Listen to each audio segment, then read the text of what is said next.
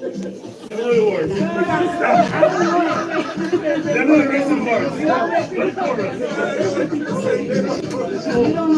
door needs to open. We gotta keep that door open. Security lock the back door. Don't open it. Oh, okay. Don't open the back door. No, the front door. Okay. We can open the front. No, you're here. Huh? No. If we can open the front to get here. Yeah, Patrick, open the front. Open up those. Come on, let me hear it. No river. I can't hear you. One, two, three. I cannot hear you. Come on.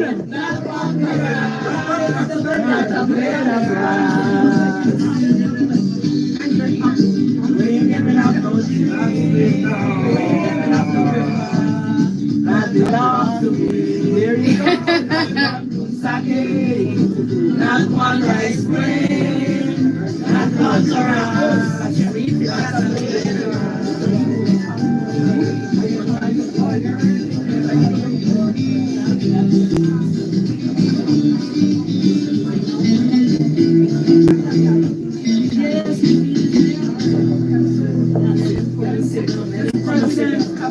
Have a seat for a few minutes, please.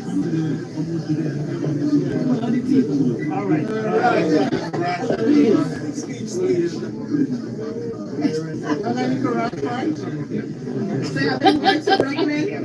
Any words for Brooklyn, Mr. President? All right. Good afternoon, everybody. Good afternoon, President. First of all, allow me to thank all of you for turn this on. Okay, turn down the TV, turn down the music. Take it off.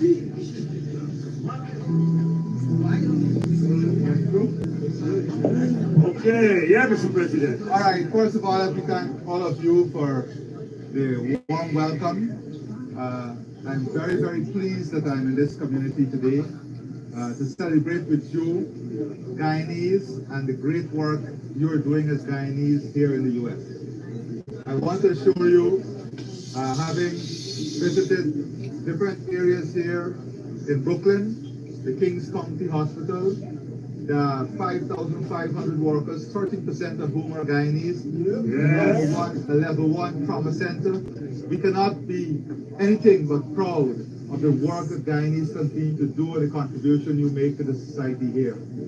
And what I want to assure all of you is that as we continue to build our country into a country that will be sustainable, highly competitive, one in which every Guyanese must be able to live a prosperous life, one in which we must build an equitable society, a society in which all of us can enjoy a quality of life and a freedom and enjoy a standard of living that is befitting of where our country is going. And that is the hard work that we're investing in, ensuring that we build out a healthcare system, an education system that is second to none, so that all our people can have good access to quality education, quality healthcare, building out infrastructure in every single community so that we can increase the value, the disposable income for persons in every community, working on ensuring that Guyana is positioned globally as a leader on food security, a leader in energy security,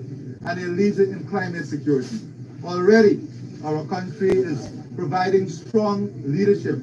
We are the leaders when it comes to forest management and utilizing the forests and safeguarding the forests as part of a global asset. Guyana is part of the Amazon basin, as you know, and 20% of the world's oxygen comes from the Amazon basin. Our forest stores 19.5 gigatons of carbon, and not even speak about what it captures, what it takes out of the atmosphere. So we are playing a very important role in the world today on climate issues. We have a new sector, the oil and gas sector, but the resources from this sector must be able to build all the other sectors in our economy so that we have a well-diversified economy, one in which we hope in the near future, by 2030 at least, the economy must be so strong and wide and filled with so many opportunities that many of you can come back home, can benefit, can invest, can integrate, so that you can have not abandon your life here, but that you can know that your home can give you an opportunity to grow too. And that is what we want. We want to do this for all of you. I want you to know that all of me is dedicated to all of Guyana.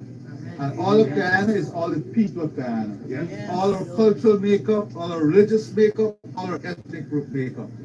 All I want is for us to work together based on truth, based on facts, and not based on historical adversities, and not based on propaganda and lies. Based on a true understanding as to where we are. I want to assure you that, as I said before, when I'm back for the UN, hopefully, I'll come and spend a very long time in the community, one in which we can sit together and talk about ideas, talk about vision, talk about building stronger society. There's so many things I've seen here. From the King's County Hospital, we're going to send a team to sign an MOU so that we can benefit from technology transfer, from knowledge transfer. We're working now on building out nursing programs where we want to train 6,000 new nurses, building out a tourism hospitality institute to support the more than 14 hotels that are under construction. We now are investing greatly in ecotourism. So I don't want to keep you long, but I want you to know that together, we are going to build a country that is second to none. It will happen. All of us must put our shoulders to the wheel, and we will do it. I want to ask you one question, Mr. President. I must say, welcome to the hills again.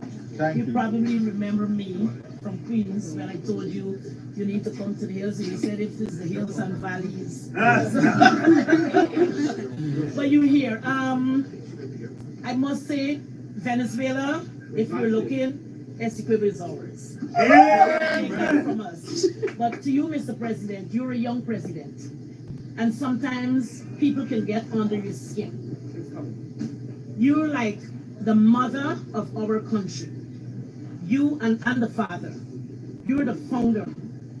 We want to for you to have more patience. We all love you. And if we can get what we supposed to get as the people, and I'm not saying one set of people and the other set is not getting. As a people, we're gonna pour everything out to you, because the hills is a staple in Brooklyn. And this is where most of the people come. They eat, wherever they come from, Guyana, the artists, wherever, they come to the hills. So we wanna have that relationship where we can rely, we can depend, we can say, okay, we're going to give up whatever we have here and go back to our country. Amen. The educators, the people with visions to build our country. But in all of that, we want to know that we have a government that is governing our country to have our backs. And to support every decision, not every and any decision. But the most important stuff that we're looking for is safety, security. That when we come to Guyana, we putting up a big house and then next day somebody shot us or something like that. We're looking for the love and we're looking for the respect. And to you, when was your inauguration? Your mother made a speech, and I remember that till this day, that as a child she was a teacher in yes, and she said as a kid she's teaching and you were a little toddler holding on to her feet or leg while she's teaching, and you're sucking your finger or whatever, you know. And she's saying from where she was and where you were to where you are today as the leader of one of the greatest countries in the world. We want you to take responsibility. We want you to look out for us. We do not want no segregation. No. We are one people. And if we're going to do it, let's do it together, because we have respect for you. Thank you.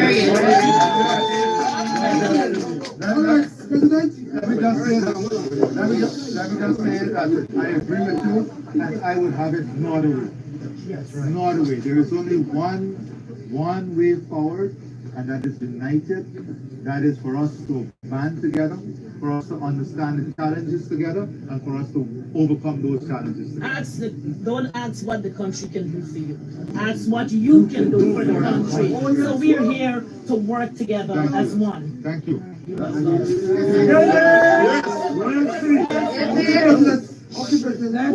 do it orderly. We're glad to have you at the Hills restaurant, and I'm proud to know we are Guyanese. And today I have one Guyanese color. I represent Guyana. I was born in Guyana, back in Pakistan. And I like to know my country to be a success and to be a peace. And we could get plenty of things in there going on for us. Thank you.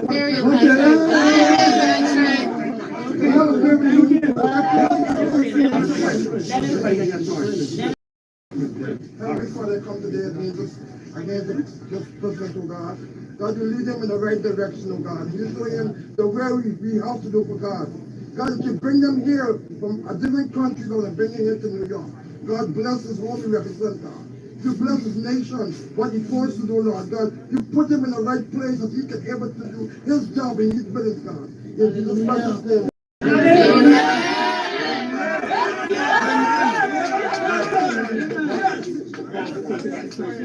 Period. Okay, let's do it orderly. The president will be taking questions. Let's be very respectful and orderly. 1 second. 1 second. Thank you. I'm a Queens girl, so I am benefited from you. Yeah, here. So I'm here in Brooklyn, but I'm happy when you're coming to Brooklyn. However, as you said, you would like to see Guyana as one people, one nation, one destiny. However, that is not in reality. I am a child and woman advocate and activist. And for many years, I have given everything to serve my country. The first set of intervention is on the Brown and the HIV fight, bringing resources from the United States, and thank God for the United States, so that we could have supported Guyana. However, over the years, through this new change, because I've worked through all, however,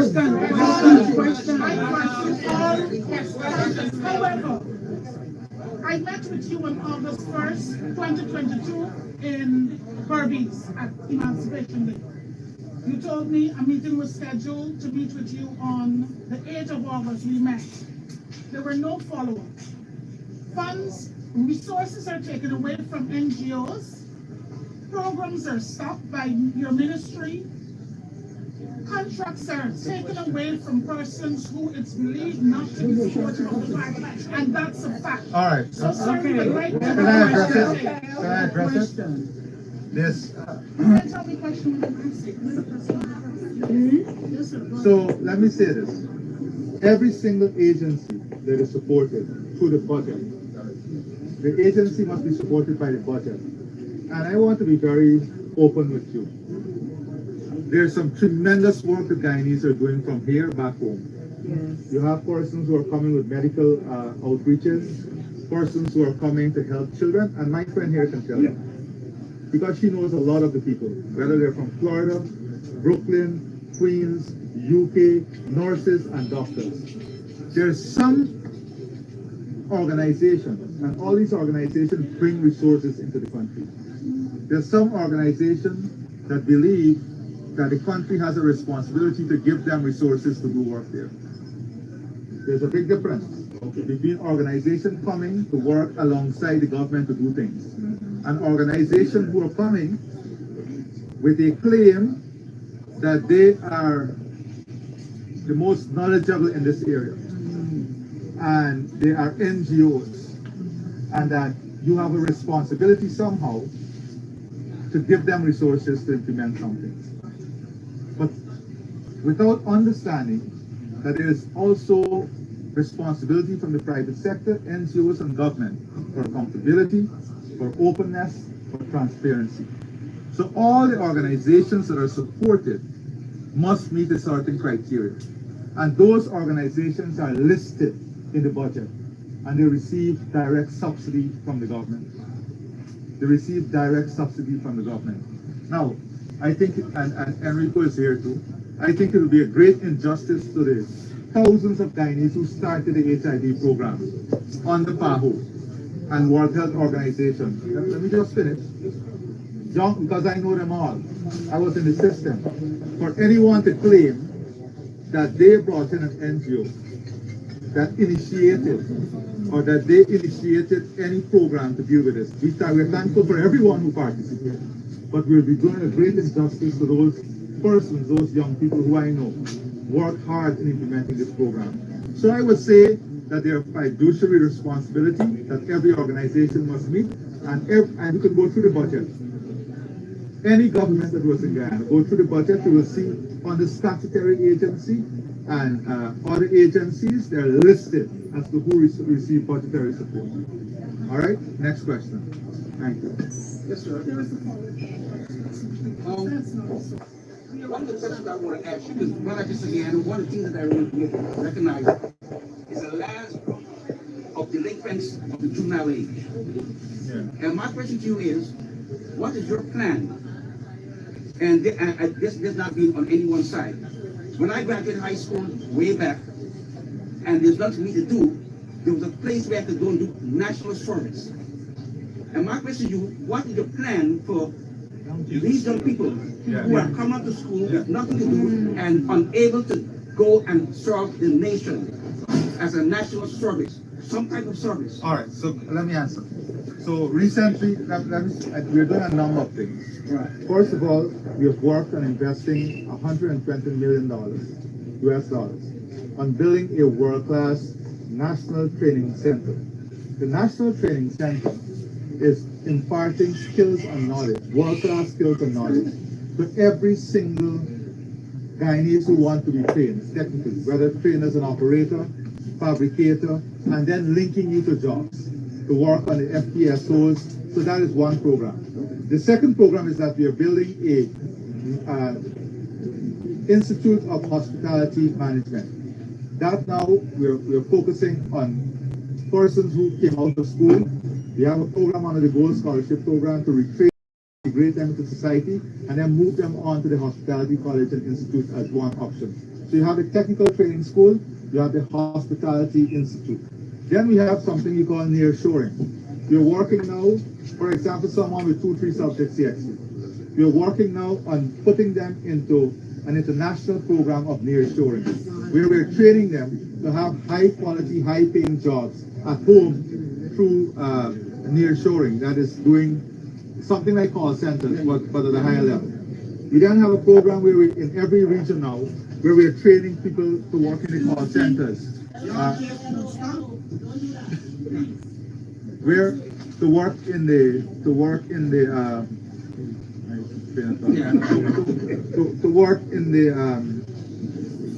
call center. So we're building all these shells, the call center in every single region. We're training them and putting them there. I made an announcement recently that any person with a minimum qualification who would like to do nursing, healthcare assistant, technician, that the government will pay for you to do that program, give you a stipend while you do the program, and employ you after the program. The same thing for teachers, teaching assistants. Because one of the problems that we have is because the economy is growing so fast, and we have such a small labor pool, we have to deploy every available labor in the society. One of the problems we have, one of the challenges we have, is you go home now, you'll hear people can't find workers, they can't find skilled people. And people, so let us say 3 years ago to now, a driver, the salary that the driver used to make in a week, that driver is now making in 2.5 days. So what does the driver do? Here, in the US, you have a culture that you've built, that you capitalize on that, because you make use of the opportunity. But we have to ensure that we don't have a problem in the future, because that same driver, who is now earning 1 week pay in 2.5 days, decided, well, I can go back for 3.5 days now and enjoy life. So that is something we have to guard against. So these are some of the things that we are doing. We have launched TVET and Tech Buff programs in every single region to support our young people. And of course, one of the important things is also filling out that reserve. I have to ask you one thing in addition to what you just replied to. These kids that you're saying are going into these schools, is it free? Free for everyone. Free. All the training is free, and we're working now towards having free university education. And there's an outreach program for that. Yes. We are proactively going after this, right? Okay, my question is, No, there's a young man here. okay, sorry. It's been 2.5 months. I want to know when we can see progress in water, hospitals, in schools, because I think it will be the most important thing of developing in Guyana. How long will it take for us? Because when I go in the water system, very full. Hospital facilities, very full. Electrical, very full. When are we going to be able to see? Because that will be the most important thing. So let me answer quickly because we have to do and I have to come on first. So health, education, and water. Those are two areas that are critical for us. So right now, we're working on ensuring that by the end of 2026, everyone on the coast will have treated water. We're building those treatment plants right now, right across the. When you say treated water, you mean drinking water? Yeah, treated water. Drink off the tap, right? So, 3 years ago, we have just over 40% of persons having access to treated water. We are already up to 64% now. So by 2026, we want to have 100% of the coastline having access to treated water. In the hinterland, it's slightly different because people live in a wide geographic space. So we are working on that. Education, we are building a world-class education system in that. We now have, for example, under the Gold Scholarship Program, 45 participating universities, more than 30,000 Guyanese studying at different universities across the world, 75% of whom are women. 75% of whom are women. If you look at the enrollment rate at university, women are outstripping men by 70 to 30%. And that's a challenge in the future because we have to get back boys into school, staying into school, enrolling in university. Otherwise, they'll have different societal issues as we go forward. For education, we are building out to have universal secondary education. We're integrating with the rest of the world. We're building out nursing schools, we're building 6 new regional hospitals, a specialized maternal hospital, a specialized a specialist hospital, and developing Georgetown. Now, we have recognized that to build these things, we need good partners. So for example, in the healthcare system, we have Mount Sinai. Mount Sinai is the development partner for the healthcare system, building out a patient management information system, a healthcare management information system. And all of these things will be digitized. So we move away from the paper system onto the digital system. So I would say by 2030, you will see the fruits of all this labor in a real way. You will see the real results from all of this labor in a real way. My question is about the blackout thing. I was in Guyana like 2 weeks ago. The whole East Coast. My brother, you don't have to explain it. I share your frustration. It is frustrating. I share your frustration. It's 3 issues you're facing. One is that there was a lack of investment in the maintenance of the system. Right? So, and there was no new capacity added for the system. The Miles Falls Hydro Project was to add capacity to the system, 165 megawatts of new power. We never had that project. So now we are hit with a situation where you had limited maintenance of the system, there was no new power added to the system, and then to compound it, the exponential growth in the last 3 years. I mean, you just have to be honest with yourself. When you go to Guyana and see the expansion of the housing program, new hotels, if you go to every church, mosque, and temple, now they have AC. So the demand on the system has grown exponentially. So we are short about 40 megawatts. And you have no spinning reserve. We should have at least 35 megawatts of spinning reserve. So all of this is what is combined together to give us a difficulty. So we're buying that power now, we're putting the power in the system, it's going to be stable, but we're working on getting the gas. We're now working with it. And that will also allow us to reduce the cost of electricity by half. So whatever the cost is now, we'll reduce by half.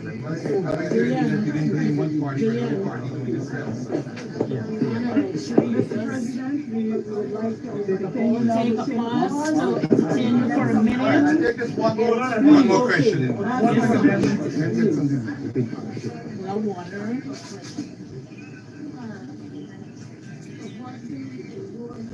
You don't need that. My dear, you don't need that. Let me go with this. One of the problems. Thank you. Yeah. I share your concern. One of the problems is.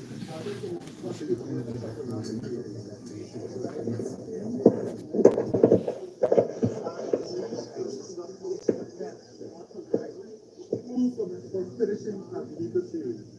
It's 6 years, 7 years, 10 years, finishing a legal series with the same infrastructure. So,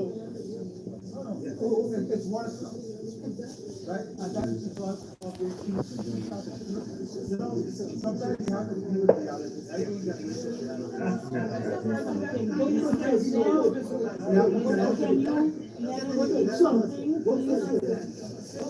We're getting cold. No.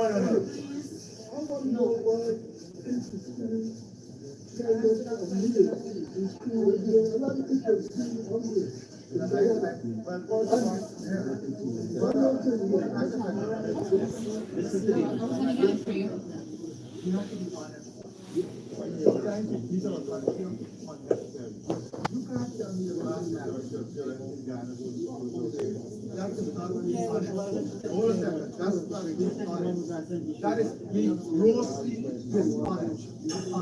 I like to hear and talk. You know that our school program has a school program, snacks, juices, we have hot meal program, now we have yes. The school is growing. The snacks and juices in our school. The hot meal program, we have something government is called targeted intervention.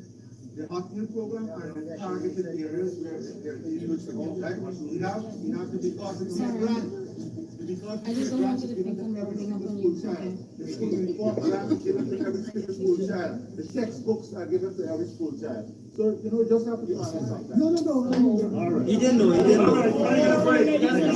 Just let him, excuse me, just let him munch on something from the hills. We have roti. We have curry chicken.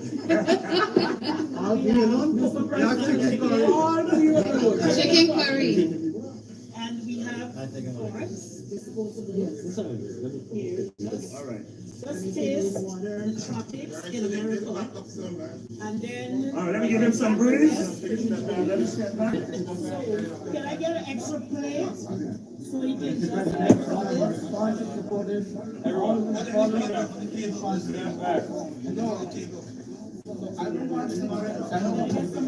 don't want to No.